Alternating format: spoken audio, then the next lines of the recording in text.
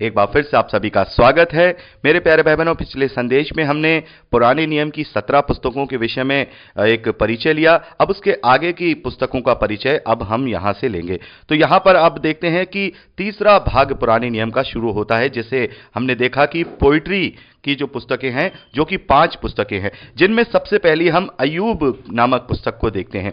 अय्यूब की पुस्तक में हम एक ऐसे धर्मी पुरुष के विषय में पढ़ते हैं जिसने परीक्षाओं के समय में अपना धीरज नहीं खोया। और अय्यूब के जीवन को देख करके हम यह सीखते हैं कि किसी भी परिस्थिति में हमें परमेश्वर के विरोध में नहीं जाना है और जैसी भी परिस्थिति हो उसमें धन्यवादित होकर के अपने जीवन को जीना है। तो अय्यूब का जो जीवन है वो एक धीरजवंत जीवन है, जिसको देख करके हम परमेश्वर के ग्रहण योग्य और धीरजवंत बन सकते हैं। उसके आगे की जो पुस्तक है उसे हम भजन संहिता कहते हैं। भजन संहिता मेरे प्यारे भाई बहनों, जैसा कि आप जानते हैं कि इजराइल के जो दूसरे राजा दाऊद हैं, जो कि बहुत ही आत्मिकता में होकर के जो अपने कार्य किया करते थे, उनके द्वारा ये भजन लिखे गए हैं। और ये वो भजन हैं जो हमारे जीवन की अलग अलग परिस्थितियों में, जैसे राजा दाऊद के जीवन में जो परिस्थितियां आई हैं, कभी वो दुखी है, कभी वो आनंदित है, कभी वो शत्रुओं से घिरा है, कभी वो बीमार है, तो उसने परमेश्वर के लिए भजनों को लिखा है, परमेश्वर के लिए प्रार्थनाओं को लिखा है। तो वो सारी प्रार्थनाएं हम इस भजन संहिता में पाते हैं।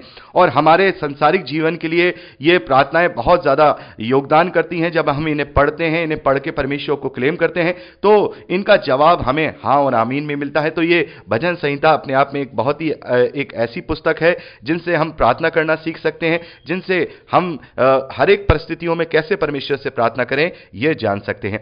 उसके आगे की 2 पुस्तकें हम देखते हैं, नीति वचन और सपोपदेशक। माना जाता है कि ये राजा सुलेमान के द्वारा लिखी गई हैं, जो कि राजा दाऊद के बेटे हैं। और नीति वचन और सपोपदेशक ये दोनों पुस्तकें एक ऐसी पुस्तकें हैं जिनमें हम इस संसार के व्यवहारिक जीवन को कैसे जिए इसकी बहुत अच्छी प्रेरणा मिलती है।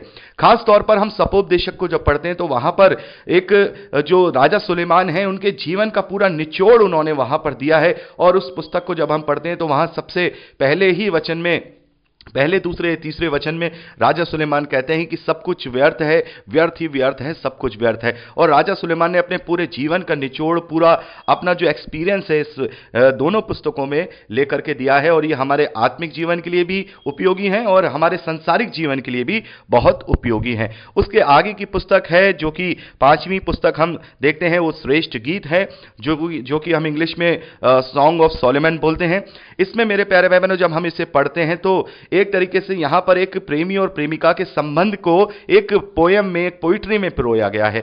और मसीह विश्वासी इसीलिए इसको ज्यादा खास मानते हैं कि वो अपना संबंध प्रभु यीशु मसीह से जो उनका है, जैसा कि हम जानते हैं कि प्रभु यीशु मसीह हमारा दूल्हा है और हम उसकी दुल्हन है, जो कलीसिया है वो उसकी दुल्हन है। तो उस दूल्हा दुल्हन का जो संबंध है उसको लेकर के यहां पर मसीह विश्वासी देखते हैं। इस प्रकार से यहां पर हम तीसरा भाग देखते हैं जिसमें 5 किताबें हैं, पोइट्री की किताबें। मैंने आपको वो ओवरऑल तरीके से आपके साथ यहां एक परिचय कर लिया है। इसके बाद आती हैं भविष्यवक्ताओं की पुस्तकें। जैसा मैंने आपको बताया था कि जिसमें 4 मुख्य भविष्यवक्ता हैं और 12 अन्य भविष्यवक्ता हैं। 4 के द्वारा 5 पुस्तकें लिखी गई हैं, जैसा कि मैंने आपको बता ही दिया था। यशाया भविष्यवक्ता के द्वारा यशाया भविष्यवक्ता की पुस्तक, यिर्मयाह के द्वारा यिर्मयाह, और विलाप गीत की जो पुस्तक है वो भी यिर्मयाह के द्वारा लिखी गई है। यहेजकेल के द्वारा यहेजकेल और दानियेल के द्वारा दानियेल। और बाकी सब जो पुस्तकों के जो नाम हैं वो उनके भविष्यवक्ताओं के नाम हैं, वो उन्हीं के द्वारा लिखी गई हैं।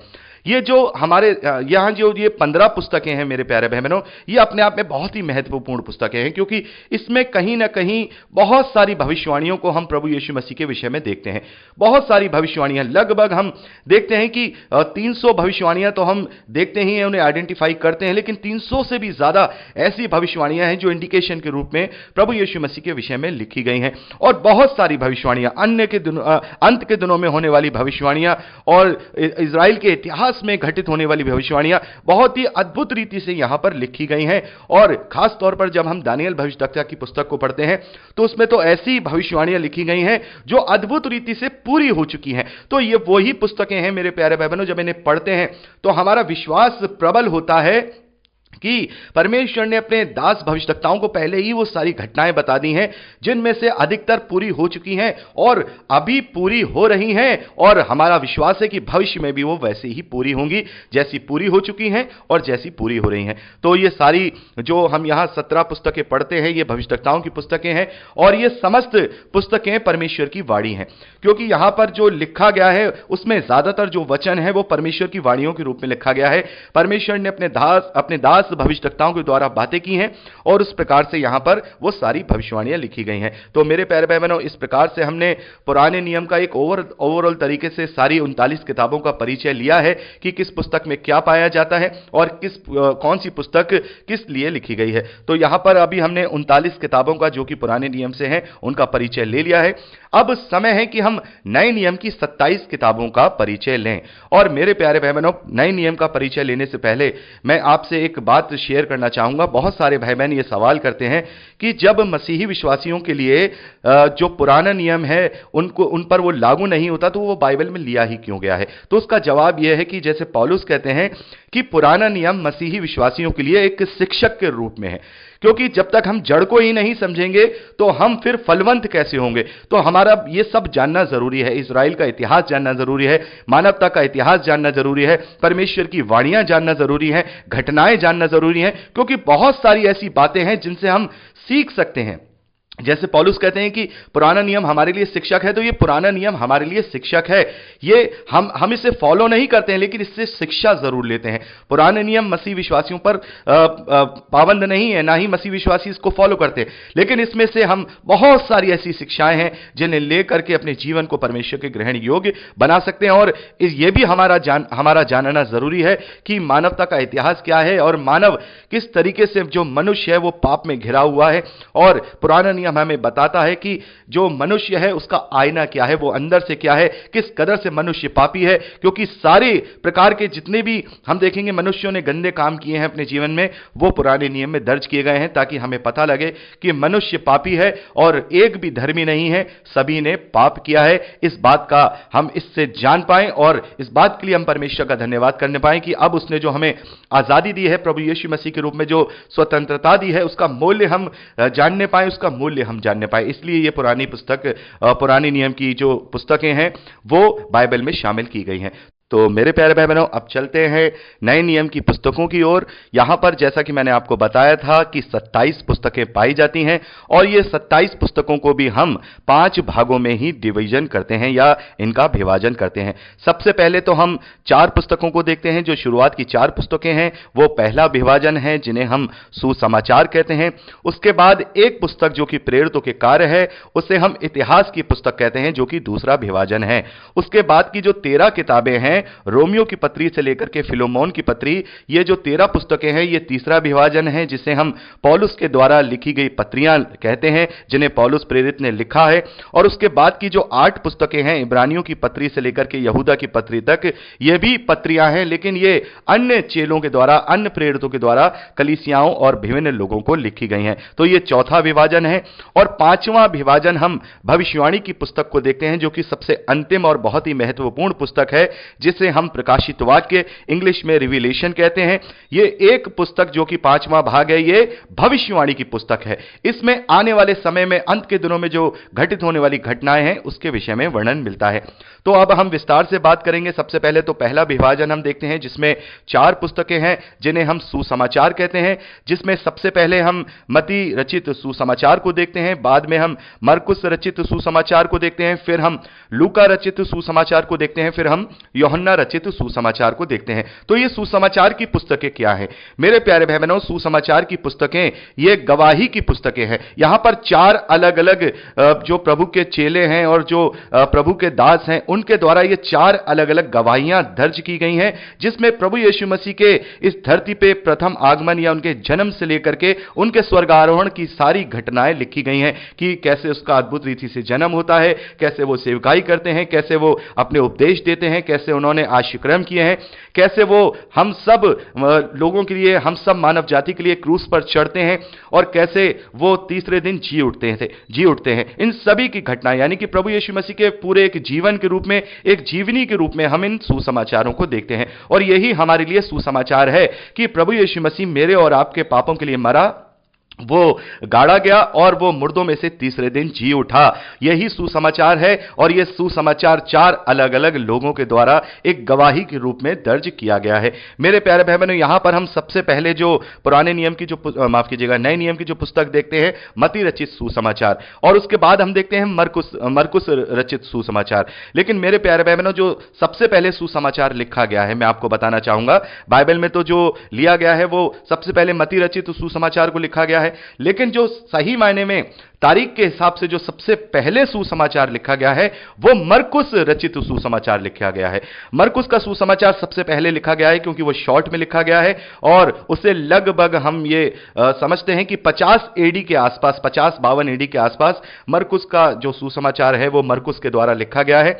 और उसके बाद मत्ती का सुसमाचार, फिर लूका रचित सुसमाचार, फिर उसके बाद सबसे लास्ट में यूहन्ना रचित सुसमाचार, जो प्रभु के चेले यूहन्ना है उनके द्वारा लिखा गया है। तो ये किसने लिखा है, कब लिखा है, किस भाषा में लिखा है और किस मोटिव के साथ लिखा है, जब हम इन पत्रियों का, इन सुसमाचारों का अध्ययन शुरू करेंगे तब आपको विस्तार से बता दिया जाएगा। यहां पर मैं आपको केवल ओवरऑल तरीके से एक परिचय दे रहा हूं। तो इस प्रकार से हम चारों सुसमाचारों को देखते हैं, जो कि नए नियम का पहला डिवीजन है। दूसरा डिवीजन जो कि इतिहास की पुस्तक है, जिससे हम प्रेरितों के कार्य कहते हैं, बुक ऑफ एक्ट्स कहते हैं। मेरे प्यारे भाई बहनों, प्रभु यीशु मसीह के स्वर्ग आरोहण के बाद जो उनके चेले हैं, उनके जो कार्य हैं, कलीसियाओं की स्थापना है, उनका अपना उत्पीड़न कराना है, कैसे कलीसियाओं की स्थापना करके उसका प्रचार करना है, उन सारे इतिहास की घटनाओं का वर्णन हम प्रेरितों के कार्य में पढ़ते हैं। और खास तौर पर हम पौलुस प्रेरित के जीवन का यहां पर बहुत ही एक बड़ा वर्णन पाते हैं, कैसे उन्होंने सेवकाई की है, कैसे उन्होंने प्रचार किया है, क्योंकि जो पौलुस प्रेरित हैं वही अन्य जातियों के लिए प्रेरित ठहरे हैं और उन्होंने ही समस्त अन्य जातियों में, मानव जाति में वो सारा सुसमाचार फैलाया है, कलीसियाओं का स्थापना की है, निर्माण किया है। तो ये हम प्रेरितों के कार्य में पढ़ते हैं, जिसे हम इतिहास की पुस्तक कहते हैं। उसके बाद की 13 पुस्तकें जो इस प्रकार से हैं, रोमियो की पत्री, पहला कुरिन्थियों, दूसरा कुरिन्थियों, गलातियों की पत्री, इफिसियों, फिलिपियों, कुलूसियों, पहला थिस्सलुनीकियों, दूसरा थिस्सलुनीकियों, पहला तीमुथियुस, दूसरा तीमुथियुस, तीतुस, फिलोमोन। मेरे प्यारे भाई बहनों, ये जो 13 पुस्तकें हैं, ये पौलुस प्रेरित के द्वारा विभिन्न कलीसियाओं को लिखे गए पत्र हैं। ये एक पत्र हैं, लेटर हैं, और एक तरीके से हम कहें ये उनको मार्गदर्शन है कि उन्हें अपना जीवन कैसे जीना है। और ये जो पत्रियां लिखी गई हैं वो कहीं कहीं हम देखेंगे समस्त कलीसियाओं को लिखी गई हैं, जैसे कि हम यहां देखते हैं रोमियो की जो पत्री है वो रोम की कलीसिया को लिखी गई, कुरिन्थियों की कलीसिया कुरिन्थ की कलीसियाओं को लिखी गई। लेकिन कुछ पत्र पौलुस ने अपने कलीग्स को लिखी हैं, जैसे कि हम देखते हैं कि जो पहला तीमुथियुस और दूसरा तीमुथियुस है वो अपने कलीग्स तीमुथियुस को लिखी गई, एक हम कहेंगे एक व्यक्ति विशेष को लिखी गई, लेकिन उसका जो संदेश है वो समस्त मसीह विश्वासियों के लिए है, इसलिए इन पत्रियों को यहां पर लिया गया है। तो यहां पर इस प्रकार से हम पौलुस की 13 पत्रियों को देखते हैं, जो कि मसीह विश्वासियों के आत्मिक जीवन के लिए बहुत जरूरी यहां ये पत्रियां हैं, जिनसे हमें पता लगता है कि हम कैसे अपने आत्मिक जीवन को प्रबल करें, कैसे हम प्रभु यीशु मसीह के ग्रहण योग्य बने। तो ये 13 पत्रियां हम पौलुस की पत्रियों के रूप में देखते हैं। उसके बाद की जो 8 पत्रियां हैं, इब्रानियों, याकूब, पतरस, पहला पतरस, दूसरा पतरस, पहला, दूसरा, तीसरा यूहन्ना और यहूदा की पत्री। जैसा कि इनके नाम से ही आप जान सकते हैं कि ये इन्हीं के द्वारा लिखी गई हैं और ये अपनी अपनी कलीसियाओं को और विभिन्न लोगों को लिखी गई हैं। इसमें खास तौर पर मैं इब्रानियों की पत्री के विषय में बताना चाहूंगा। बहुत सारे स्कॉलर्स का यह मानना है कि इब्रानियों की पत्री भी पौलुस के द्वारा लिखी गई है, लेकिन मेरे प्यारे भाई बहनों, मेरा और ज्यादातर स्कॉलर्स का मानना यह है कि इब्रानियों की पत्री पौलुस के द्वारा नहीं लिखी गई, बल्कि किसी अन्य चेले के द्वारा लिखी गई है, जिसके विषय में हम अच्छी तरह से नहीं जानते। तो बहुत सारे लोग इसे पौलुस की पत्री भी मानते हैं, बहुत सारे लोग नहीं भी मानते। तो इससे कोई फर्क नहीं पड़ता कि यह पौलुस ने लिखी है या दूसरे चेले ने। फर्क यह पड़ता है कि यह बहुत इंपॉर्टेंट पत्री है, बहुत इंपॉर्टेंट पत्री है, और इस पत्री से हमें यह पता लगता है कि प्रभु यीशु मसीह असल में मेरे और आपके लिए है क्या। बहुत ही इंपॉर्टेंट पत्री है और मेरी पसंदीदा, मेरी सबसे फेवरेट यह पत्री है जिसे मैं पढ़ता हूं, जिसमें हमें पता लगता है कि प्रभु यीशु मसीह हमारा महायाजक है। उसने एक ही बार के बलिदान में हम सबको पापों से अनंत काल के लिए छुटकारा दे दिया है। तो इस प्रकार से हम 8 अन्य प्रेरितों की पत्रियों को देखते हैं और सबसे आखिर में जो लास्ट पुस्तक है उसे हम भविष्यवाणी की पुस्तक कहते हैं, जिसका नाम प्रकाशित वाक्य है, जिसमें अंत में घटित होने वाली बहुत सारी घटनाओं का वर्णन यूहन्ना को दिखाया गया है। तो मेरे प्यारे भाई बहनों, इस प्रकार से हम 66 की 66 किताबों का एक ओवरऑल तरीके से परिचय लेते हैं। तो हमने यहां पर एक छोटा सा बाइबल का परिचय लिया है। मेरे प्यारे भाई बहनों, यदि हम बाइबल का परिचय करने बैठेंगे तो इसके लिए हमें 1 घंटा या 2 घंटा सफिशिएंट नहीं है। इसके लिए हमें कम से कम 5 या 6 घंटे भी कम पड़ जाएंगे, तो भी हम बाइबल का पूरा रेफरेंस, पूरी अच्छी तरह से परिचय नहीं ले पाएंगे। तो ये हमने एक ओवरऑल तरीके से परिचय लिया है, लेकिन जब जब हम जो भी पत्री या पुस्तक का अध्ययन शुरू करेंगे तब तक हम उसका डिटेल के साथ उसकी एक परिचय लेंगे। जैसा मैंने आपको बताया कि उसका परिचय लेंगे, जानेंगे वो किसके द्वारा लिखा गया, कब लिखा गया, क्यों लिखा गया, क्या मोटिव है, किस भाषा में लिखा गया, सारी बातों का हम अध्ययन जब उन पुस्तकों का अध्ययन शुरू करेंगे उसके साथ ही करेंगे। तो मेरे प्यारे भाई बहनों, आज के लिए इतना ही। हमने यहां पर बाइबल का एक छोटा सा परिचय लिया है। अब हम मंडे को मिलेंगे और मंडे को हम प्रभु यीशु मसीह के एक इंट्रोडक्शन के रूप में वहां अध्ययन करेंगे कि क्यों प्रभु यीशु मसीह के द्वारा ही हमारा उद्धार है, क्यों प्रभु यीशु मसीह के द्वारा ही हम परमेश्वर तक पहुंच सकते हैं, क्यों प्रभु यीशु मसीह मार्ग, सत्य और जीवन है। और उसके बाद हम वेडनेसडे से यानी बुधवार से जो मत्ती रचित सुसमाचार है उसका अध्ययन पहले अध्याय पहले वचन से करेंगे। तो प्रार्थनाओं में याद रखिएगा। प्रभु आप सबको बहुत आयत की आशीष दे। Praise the lord. जय मसीह।